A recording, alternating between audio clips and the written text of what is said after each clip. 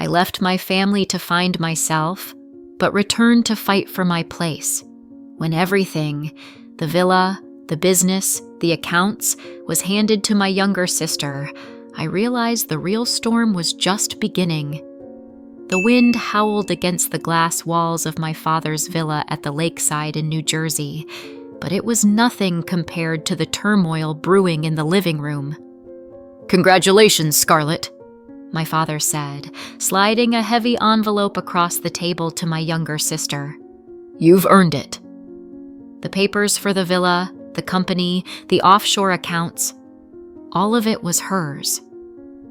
I sat silently across the oak table, feeling 10 years old at 34, my palms cold, pressed against my pants as I tried to remain calm.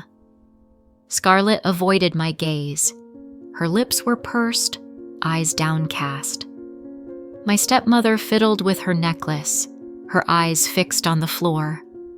Then my father turned to me.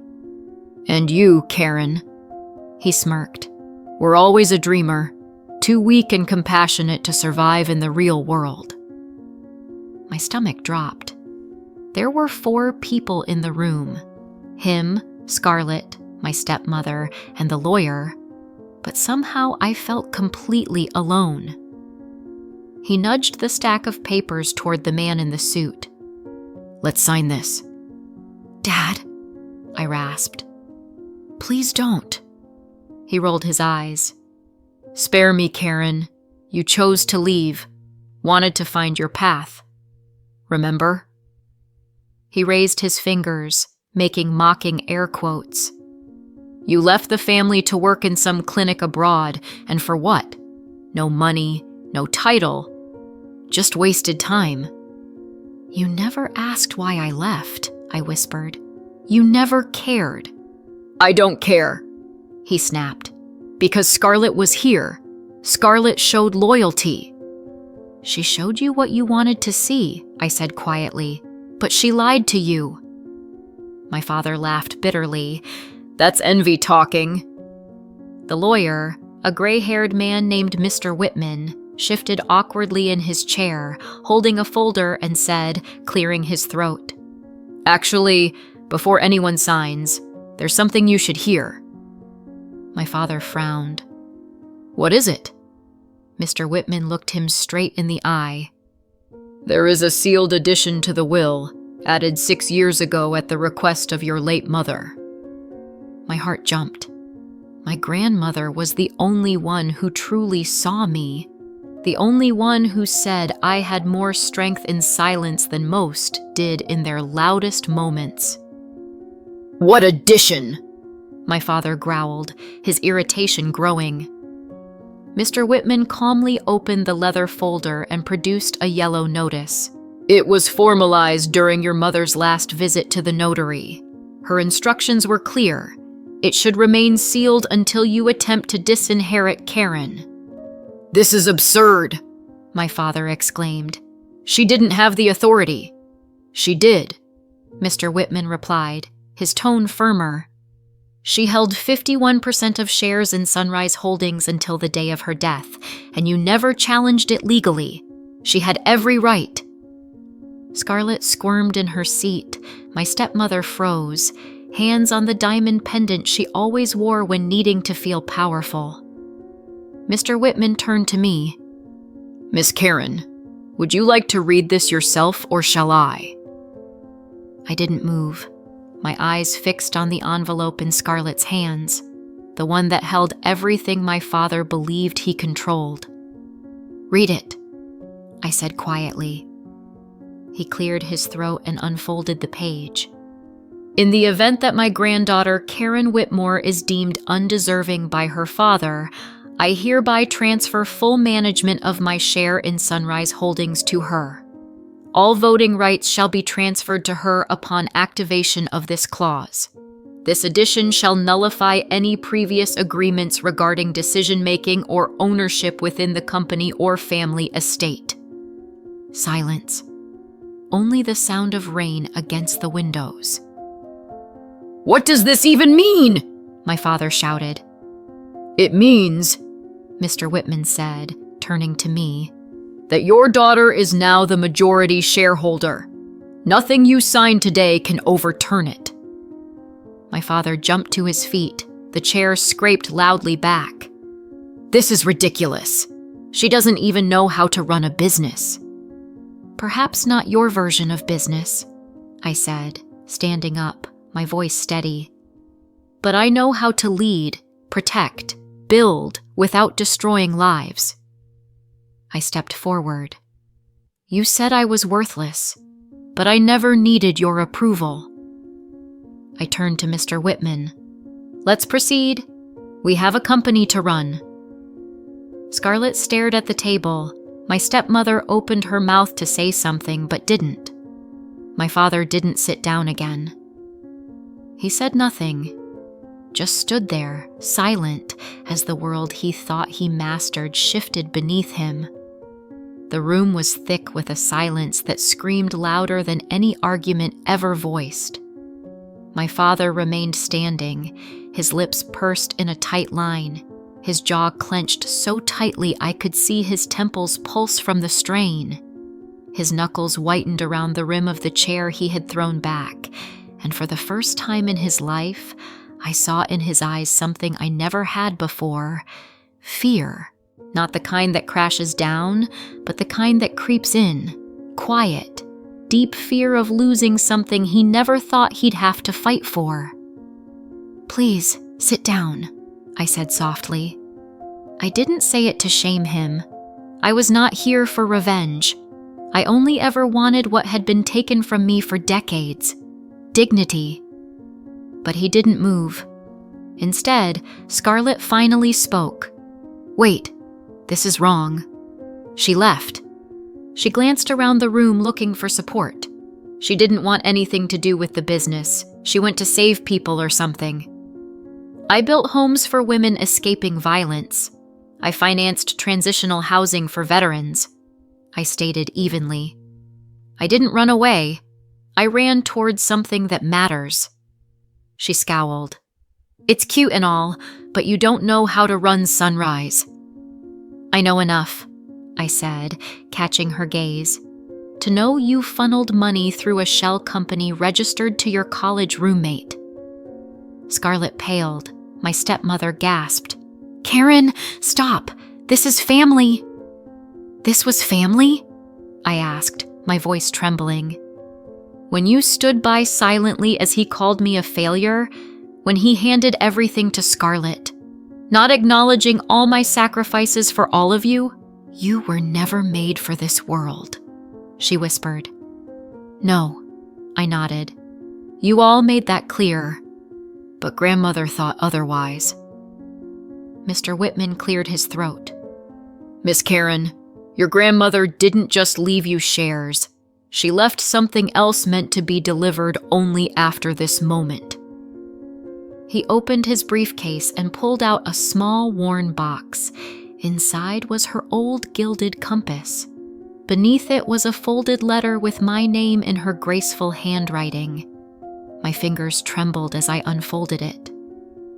"My dear Karen, if you are reading this, it means your father has done exactly what I feared. Do not hate him. He is a product of a world that told him power must shout. You were never weak. You were the quiet strength that held us together. This compass is now yours because no matter the path you choose, I trust you to lead." Tears threatened, but I blinked them away to steady myself. I turned to Mr. Whitman. "Shall we continue?" Signing the acknowledgement of my controlling share, my father finally spoke. "You think this makes you strong?" he said quietly. "You think she gave this out of love?" "No," I replied. "She did it because she believed in me and knew I'd use this power to build, not destroy." I walked out with my head held high, years of rejection falling from my shoulders like rust. But what awaited beyond the door was not peace, but war, because power attracts enemies, and Scarlett was not done. I barely made it down the corridor before I heard footsteps. "Karen!" she called. I turned. Her voice was calm, but her eyes calculated. "You don't have to do this," she said. "Do what?" "Push me out," she smirked. "That's your next move, right?" "I haven't done anything," I said quietly. "I just stood up." She chuckled. "You think some signatures on paper give you strength?" My heart raced, but I didn't flinch. "I'm not here to prove anything to you, Scarlett. I'm here to lead with the honor this family forgot." She stepped too close. "I give you 2 months," she smirked, "until you crawl back." "The company is not a charity," Scarlett said coldly. "It's a battleground." "No," I replied, lifting my chin. "It's a platform, and I'll use it to build, not destroy." "You're really naive," she murmured, shaking her head before she turned to leave. But something in the way she left stayed with me. Her clenched fists, tense shoulders. This wasn't an end. It was only a beginning. The next few days moved like brewing storm clouds. Quickly, rumors spread that Karen Whitmore had returned, and this time she was not just a guest. People whispered my name as if it was a ghost tale. Some hoped, others feared. I didn't fire anyone. I didn't hold a flashy meeting. I just listened, and what I found was worse than I had expected. Departments were set against each other. Promotions awarded based on loyalty, not merit. Employee burnout ignored.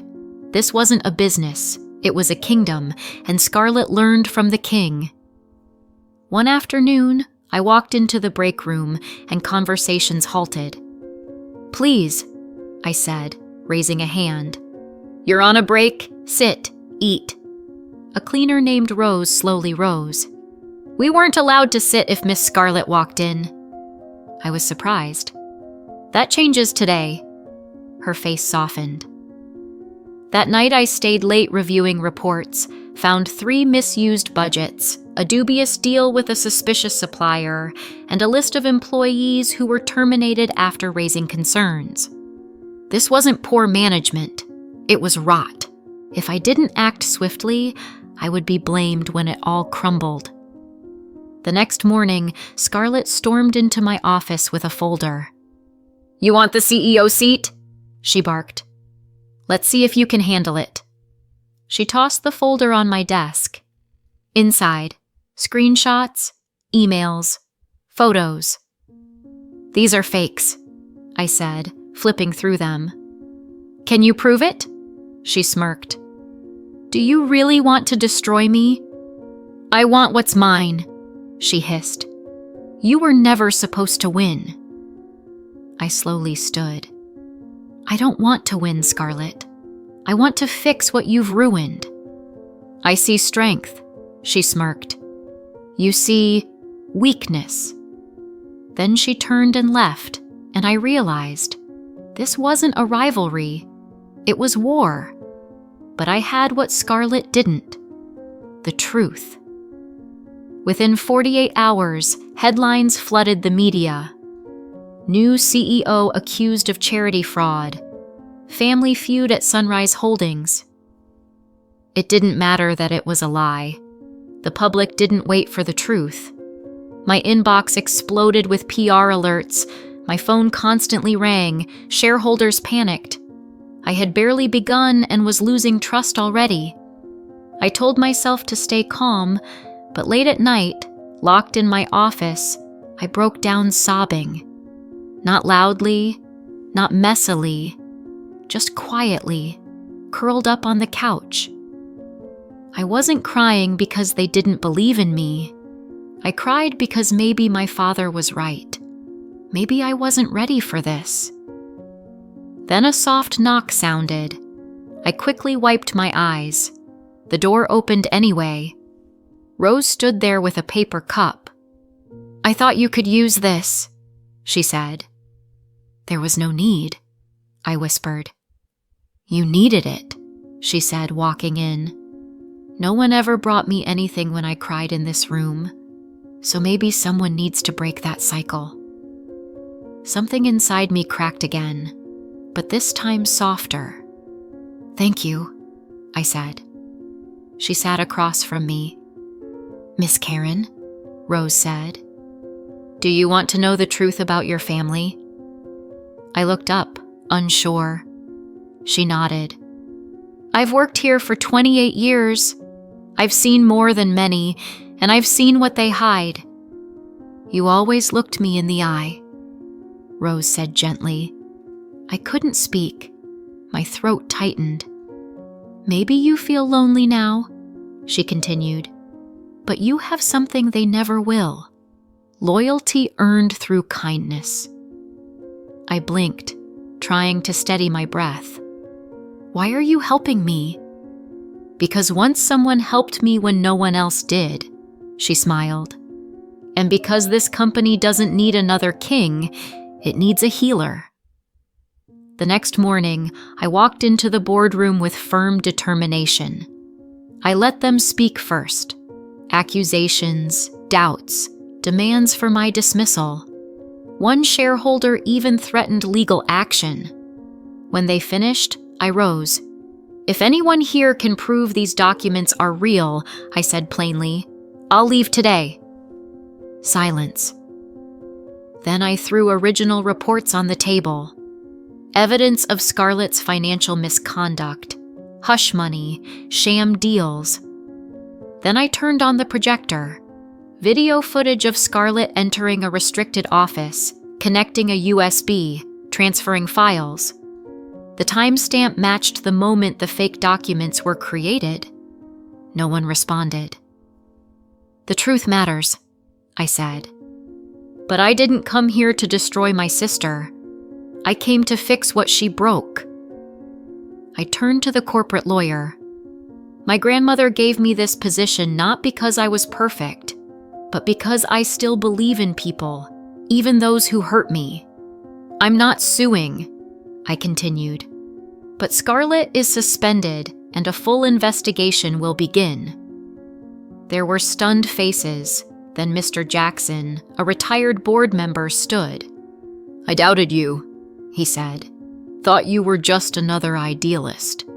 But today, you reminded me why we built this company. It was about people, not power." And just somehow the energy in the room changed. Scarlett didn't return, but 2 days later, I received a letter written in her hand. "Karen, I don't expect forgiveness. I didn't just want control. I wanted to be seen. I always thought you received the love I never did. Maybe you just earned it differently." I folded the letter and placed it next to grandmother's compass. Not all endings require a sword. Some come quietly, and some beginnings are born from dignity. Now the office felt different. Not quieter, but warmer. A month passed since the board shifted. The media retracted false accusations. Some tried to call it luck, but those who mattered saw the truth. Not because I shouted louder, but because I held course with honor.